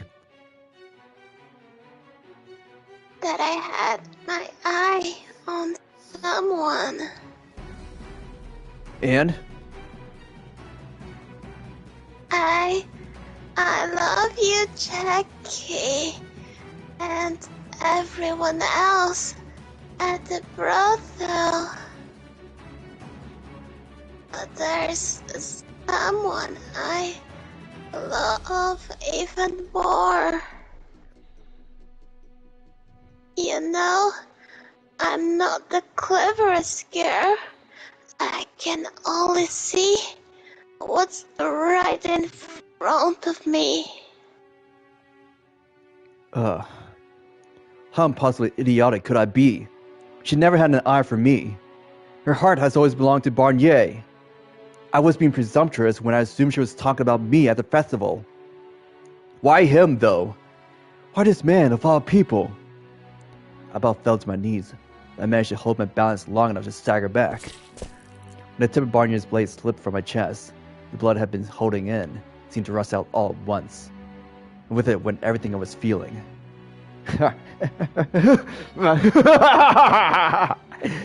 Some revolution this turned out to be, rat. As a parting gift, I'll let you in on a little something. The girl was my pawn from the very beginning, an informant sent to keep me apprised of anything that might spark opposition. If someone amassing wealth illegitimately, I had them killed. I forced to surrender all the assets to me. If someone said something disagreeable about me, I had them hanged. That scheming wench, Ginevra, was it? Is probably at the bottom of a river by now. But it seemed I failed to keep everything under control. See us still breathing and dragging a pack of mindless peasants around with you. It's only a minor inconvenience, though. All I have to do is take off your head. And then, without their leader, they regress back to the ignorant swine they are. Now it's time to put this ludicrous revolution to rest. Barnier shifted backwards slightly, making the pull sword from Ceren's chest.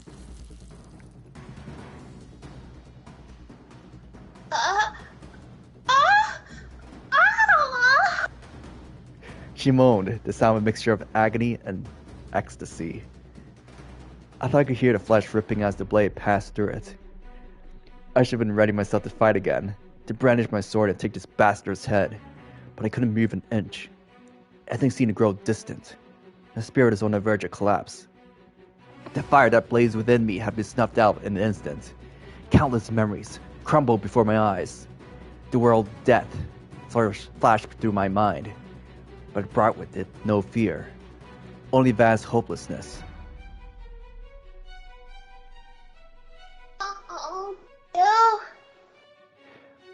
But as the last my will threatened to slip from my grasp, I heard a voice. What I said? What? That I want to be together with you forever.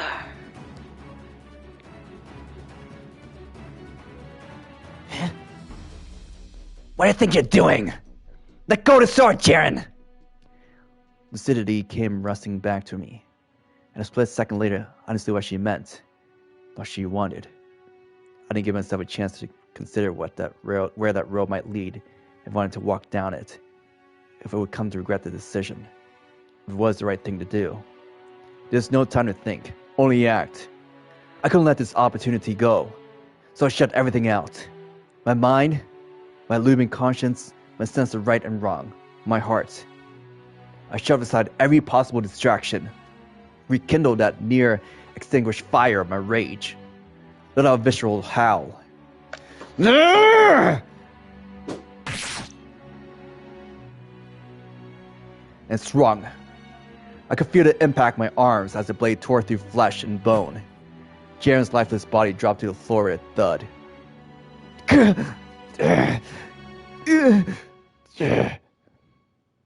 and the tip of my blade ripped a gash in Barnier's throat.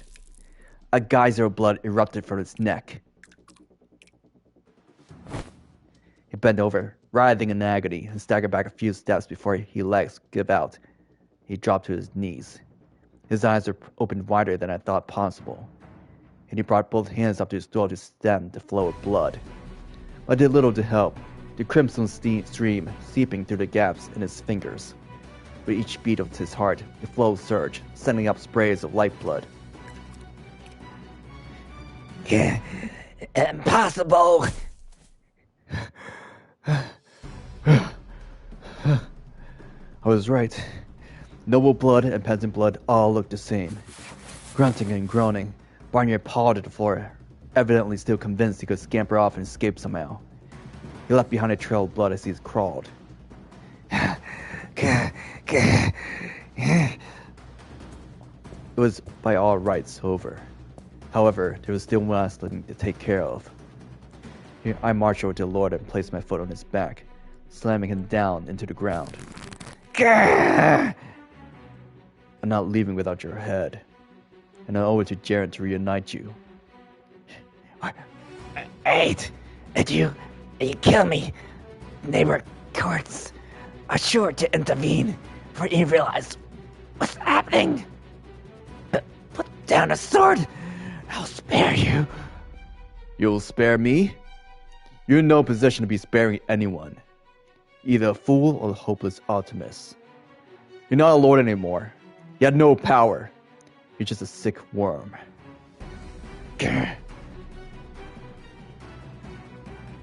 And accounts? There won't be an issue. I'll be taking over for you after all. Huh? Is that so? How you planning to do that? A peasant? Ginevra entrusted me with a ring that bears the Barnier family crest. I used that to make myself out to be the successor to royal family. What will you do once you faked your nobility? You had no experience. Not the faintest idea how to be a lord. I'm sure I govern better than you ever did. Are you mine? A peasant like you couldn't govern an empty plot of land. Not that being a noble makes one any more qualified. As he more than clearly demonstrated. I'll take your seat. And then, I'll take the world. Ludicrous. Think very hard about this, boy. Killing me will be a mistake you can never fix. Put down the sword. Does death frighten you so much you would die to beg for your life, Lord? Like I said before we began, though, the only way this ends is with one of us dead. I pressed my sword against Barnier's nape, then leaned into it hard. The blade sank into his flesh, the gas spreading like a crack in glass.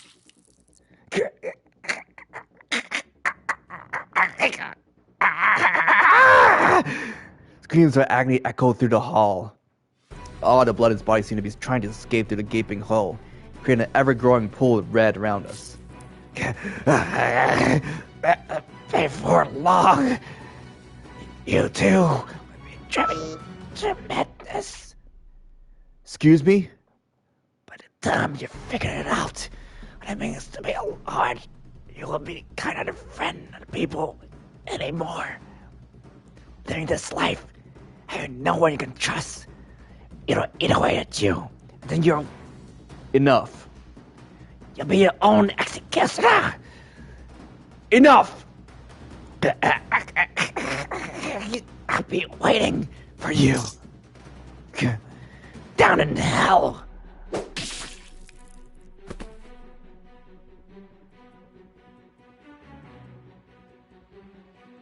Here! Every guard and every rebel. I've here the Lord's head, taken by my own hands. You have no reason to fight any longer. Put down your arms, all of you, and cease this meaningless battle. Our revolution has come to pass. In less than a day's time, Lord's Manor had fallen. By the time it was all over, it felt almost underwhelming how completely and utterly we had conquered them. Men cheered and shouted in celebration. Others borrowed suits of armor and pretended to be knights. A fire of different color filled the manor's walls. They believed that, with Dolores' death, everything would suddenly be better for everyone. That nobody would have to suffer anymore. They would all be happy, live perfectly fulfilling lives. They had no logical reason to believe as such, yet no one seemed to doubt it in the slightest. Everyone seemed to have forgotten that in enacting change required work. There was still much of that to be done.